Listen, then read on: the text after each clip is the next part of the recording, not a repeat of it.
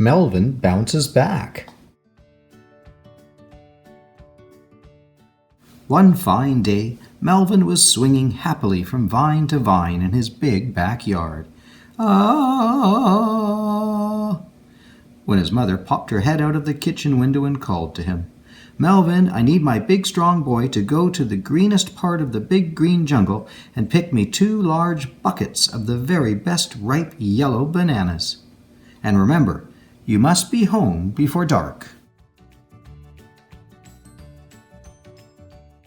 Melvin swooped down to pick up the buckets. "Okay, Mom. Wah, wah, wah, whoa, here I go." He hoisted up the 2 empty buckets and trudged off toward the greenest part of the big green jungle.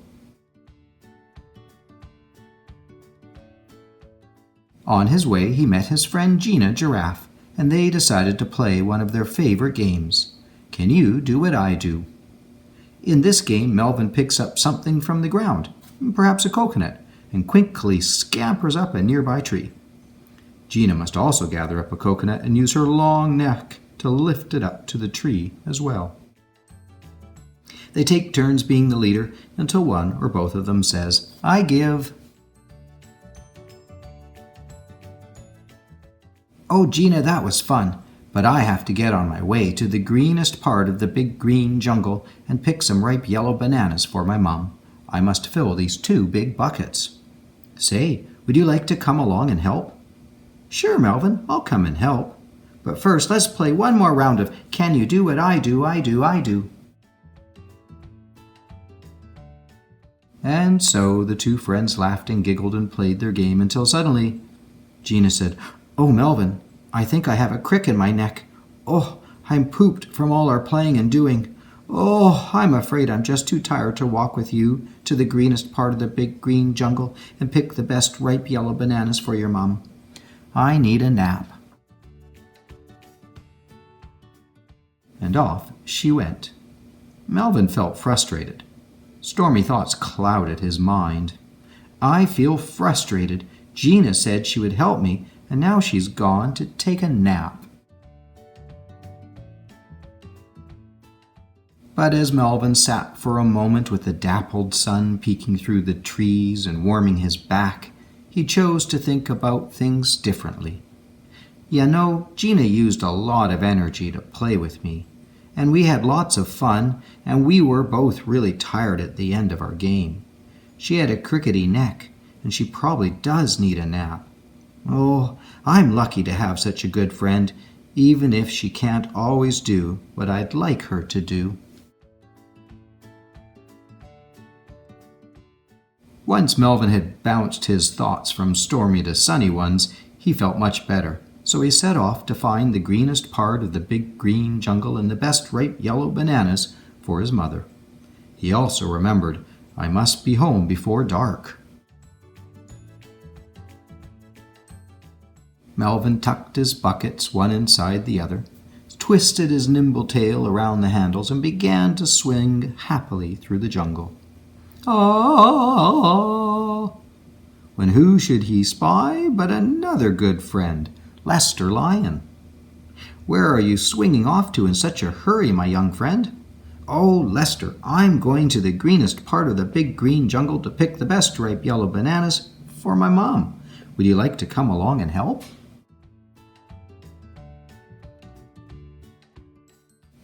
"Melvin, I'd love to come, but I was just about to do my morning vocal exercises to warm up my voice before another day of roaring.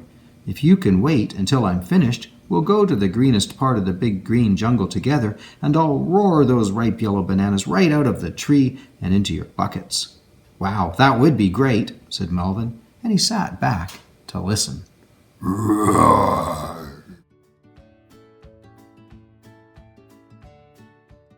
All of a sudden there was a loud, choking cough, and then silence.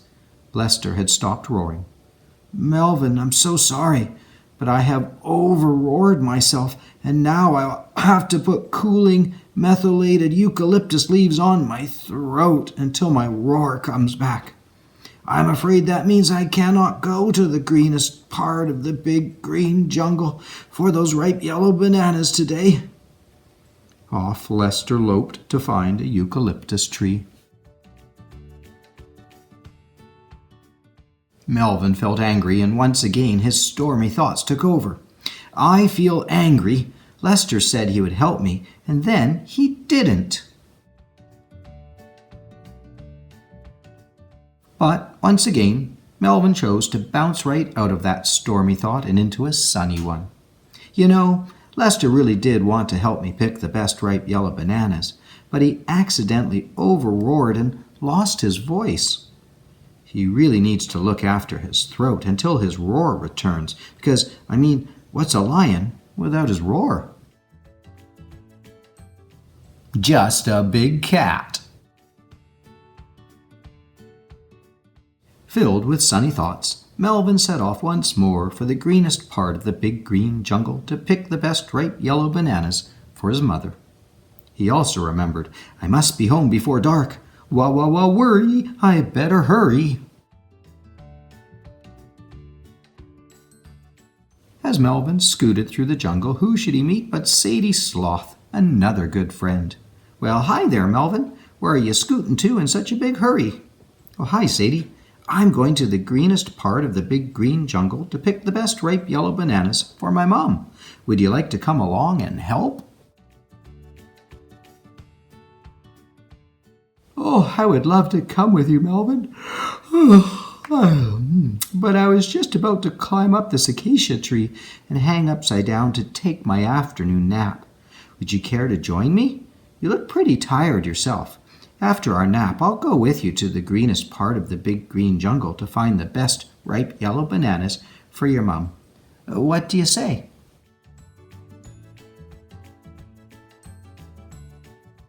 Well, Melvin was pretty tired by now. He already had a very busy morning with Gina Giraffe and Lester Lion. He could sure use a nap. Okay, Sadie, a short nap, just a few minutes, and then off we'll go together.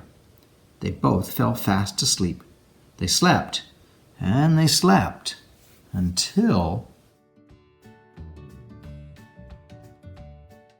Melvin woke with a start. Wee, look at me, but where's my good friend Sadie? Melvin looked all around, but Sadie was nowhere to be found. Oh no, said Melvin. He could see that the sun was sinking low on the horizon. Now I'm almost out of time to be home before dark, and I don't have any ripe yellow bananas for my mom. Melvin had some really stormy thoughts about everything that had happened today. In fact, they weren't just stormy thoughts, they were thunder thoughts, and he was so upset he started jumping up and down and yelling at the top of his lungs. This went on for quite some time. Then, slowly, Melvin started to feel his stormy, thunderous upset leave his body. His jumping feet turned into marching feet, and then he found his walking feet. Even though he was very upset and he felt out of control, Melvin had remembered the 3 steps of calming his body and mind. Big actions to release his energy, a rhythmic activity like clapping or marching, and then big, deep breaths.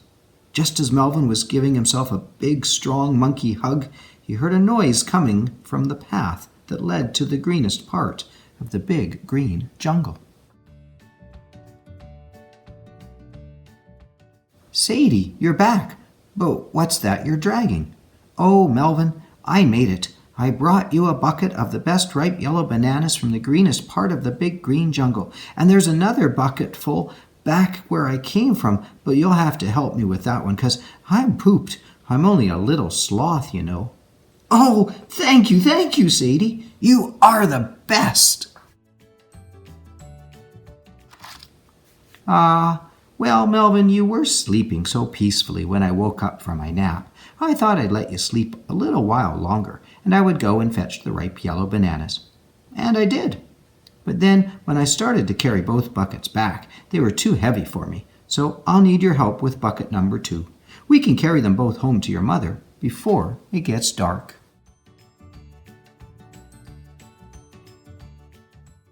Of course, Sadie, we will carry them together. You know, This has turned out to be a wonderful day, 'cause even though Gina tried to help me but played too hard and had to rest her crickety neck, and Lester tried to help me but roared too loud and had to soothe his roar, you, Sadie, you helped me when I was too tired and needed to rest my body.